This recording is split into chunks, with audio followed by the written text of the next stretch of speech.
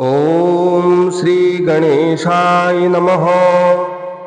अथ बृहस्पतिस्तोत्रम्। गुरुर्बृहस्पतिर्जीवः सुराचार्यो विदाम्बरः। वागीशोधिषणो दीर्घश्मश्रुः पीताम्बरो युवा। शुधा दृष्टिर्ग्रहाधीशो ग्रहपीडापहारकः। दयाकरः सौम्यमूर्तिः सुरार्चः कुङ्कुमद्युतिः। लोकपूज्यो लोकगुरुर्नीतिज्ञो नीतिकारकः। तारापतिः साङ्गिरसो वेदवैद्यपितामहः।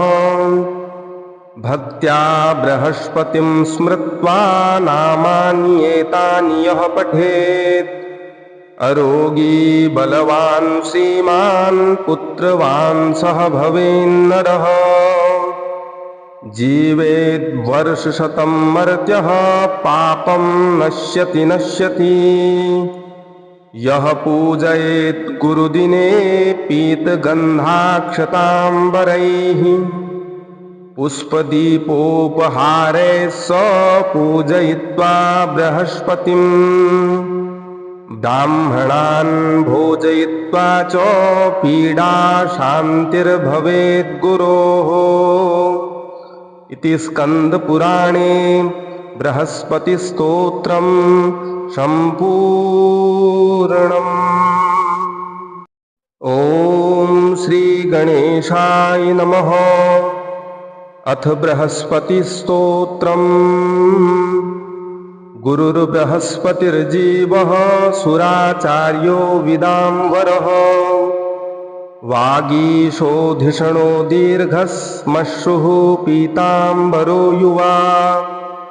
शुधा दृष्टिर्ग्रहाधीशो ग्रहपीडापहारकः।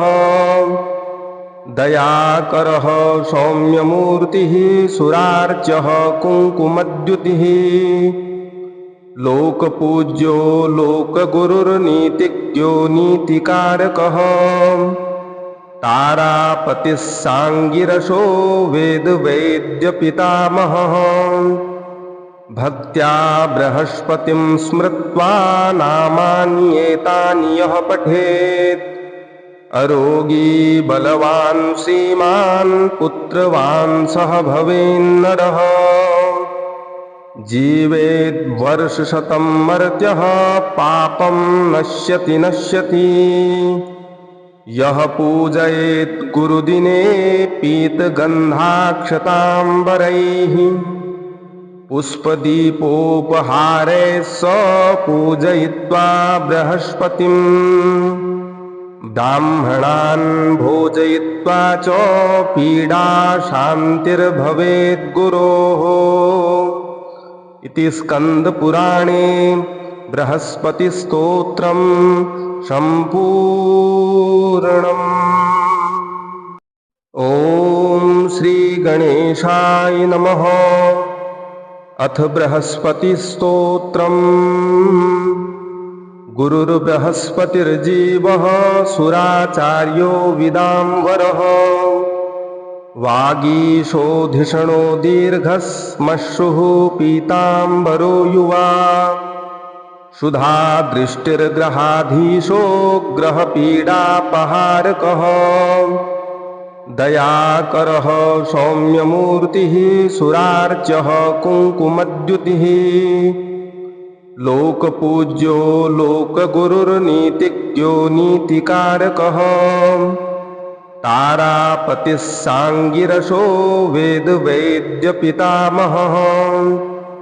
भक्त्या बृहस्पतिं स्मृत्वा नामान्येतानि यः पठेत्। अरोगी बलवान् श्रीमान् पुत्रवान् सह भवेन्नरः। जीवेद् वर्षशतं मर्त्यः पापं नश्यति नश्यति। यः पूजयेत् गुरुदिने पीतगन्धाक्षताम्बरैः। पुष्पदीपोपहारैः स पूजयित्वा बृहस्पतिम्। ब्राह्मणान् भोजयित्वा च पीडा शान्तिर्भवेत् गुरोः। इति स्कन्दपुराणे बृहस्पतिस्तोत्रम् सम्पूर्णम्। ॐ श्रीगणेशाय नमः। अथ बृहस्पतिस्तोत्रम्। गुरुर्बृहस्पतिर्जीवः सुराचार्यो विदाम्बरः।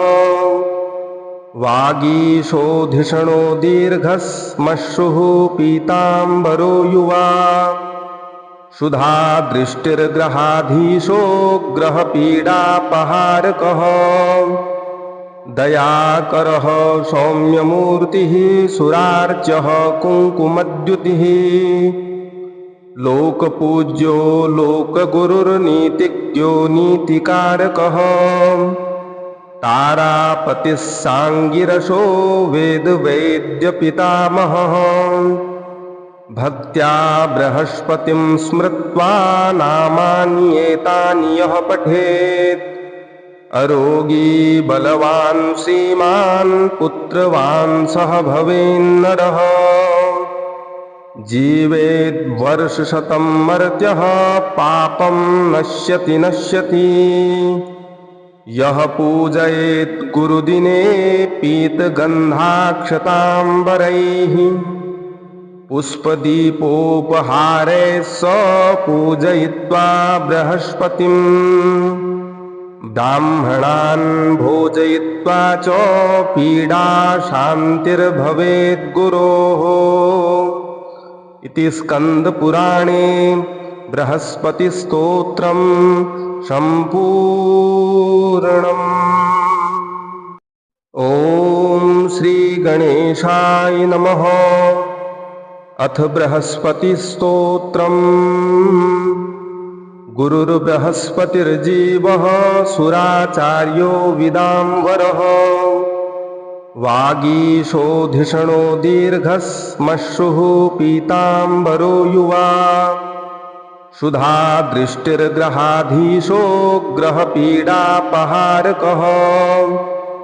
दयाकरः सौम्यमूर्तिः सुरार्चः कुङ्कुमद्युतिः। लोकपूज्यो लोकगुरुर्नीतिज्ञो नीतिकारकः। तारापतिः साङ्गिरसो वेदवैद्यपितामहः। भक्त्या बृहस्पतिं स्मृत्वा नामानि एतानि यः पठेत्। अरोगी बलवान् श्रीमान् पुत्रवान् सह भवेन्नरः। जीवेद् वर्षशतं मर्त्यः पापं नश्यति नश्यति। यः पूजयेत् गुरुदिने पीतगन्धाक्षताम्बरैः। पुष्पदीपोपहारैः स पूजयित्वा बृहस्पतिम्। ब्राह्मणान् भोजयित्वा च पीडा शान्तिर्भवेत् गुरोः। इति स्कन्दपुराणे बृहस्पतिस्तोत्रम् सम्पूर्णम्। ॐ श्रीगणेशाय नमः। अथ बृहस्पतिस्तोत्रम्। गुरुर्बृहस्पतिर्जीवः सुराचार्यो विदाम्बरः। वागीशोधिषणो दीर्घश्मश्रुः पीताम्बरो युवा। शुधा दृष्टिर्ग्रहाधीशो ग्रहपीडापहारकः। दयाकरः सौम्यमूर्तिः सुरार्चः कुङ्कुमद्युतिः। लोकपूज्यो लोकगुरुर्नीतिज्ञो नीतिकारकः। तारापतिः साङ्गिरसो वेदवैद्यपितामहः। भक्त्या बृहस्पतिं स्मृत्वा नामानि एतानि यः पठेत्। अरोगी बलवान् श्रीमान् पुत्रवान् सह भवेन्नरः। जीवेद्वर्षशतं मर्त्यः पापं नश्यति नश्यति। यः पूजयेत् गुरुदिने पीतगन्धाक्षताम्बरैः पुष्पदीपोपहारैः स पूजयित्वा बृहस्पतिम् ब्राह्मणान् भोजयित्वा च पीडा शान्तिर्भवेत् गुरोः। इति स्कन्दपुराणे बृहस्पतिस्तोत्रम् सम्पूर्णम्। ॐ श्रीगणेशाय नमः। अथ बृहस्पतिस्तोत्रम्।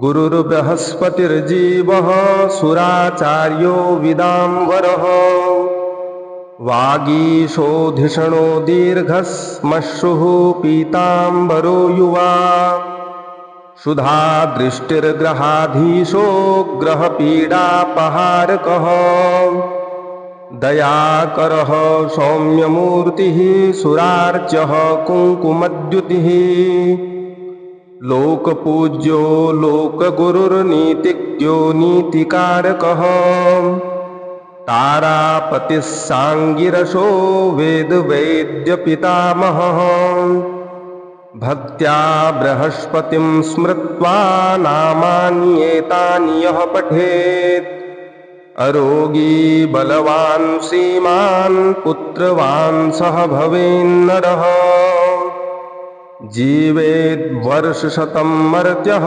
पापं नश्यति नश्यति। यः पूजयेत् गुरुदिने पीतगन्धाक्षताम्बरैः पुष्पदीपोपहारैः स पूजयित्वा बृहस्पतिम् ब्राह्मणान् भोजयित्वा च पीडा शान्तिर्भवेत् गुरोः। इति स्कन्दपुराणे बृहस्पतिस्तोत्रम् सम्पूर्णम्। ॐ श्रीगणेशाय नमः। अथ बृहस्पतिस्तोत्रम्।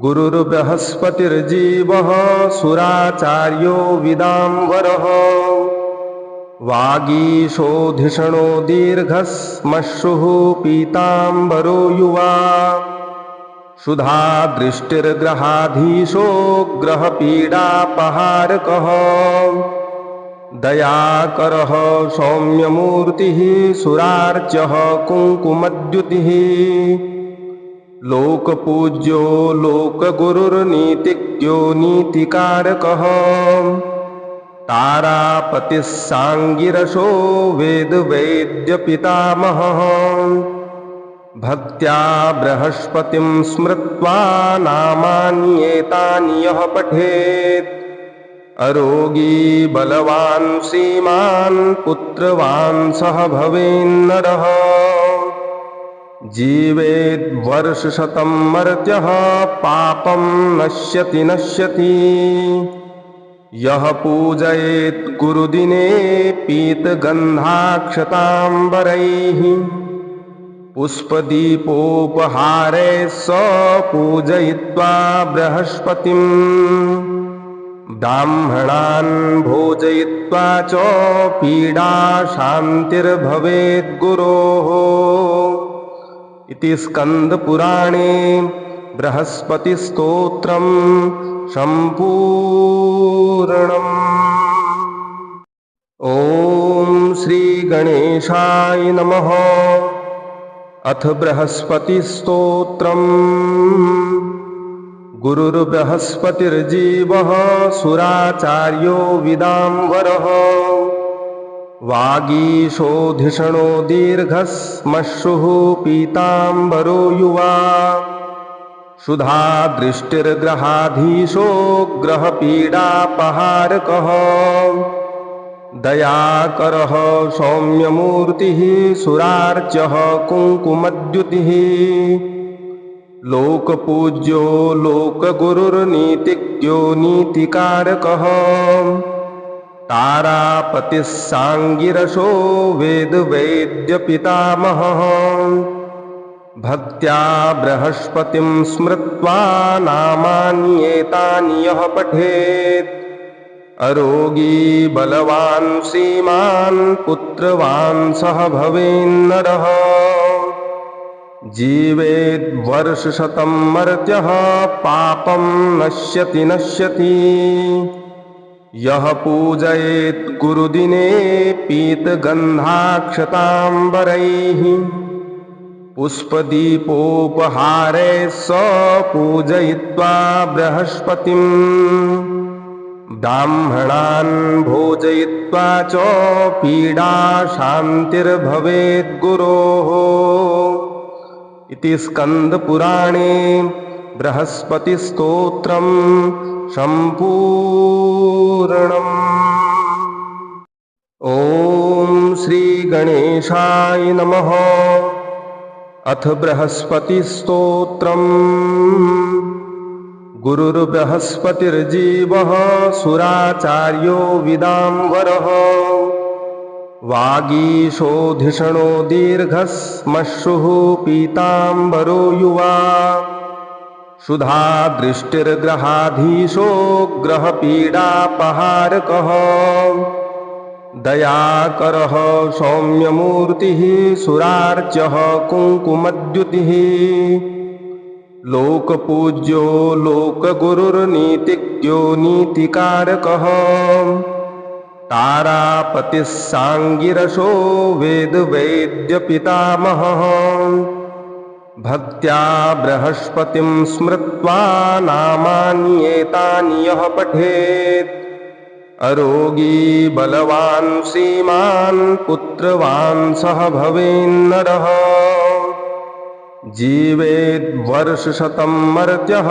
पापं नश्यति नश्यति यः पूजयेत् गुरुदिने पीतगन्धाक्षताम्बरैः पुष्पदीपोपहारैः स पूजयित्वा बृहस्पतिम् ब्राह्मणान् भोजयित्वा च पीडा शान्तिर्भवेत् गुरोः इति स्कन्दपुराणे बृहस्पतिस्तोत्रम् सम्पूर्णम्।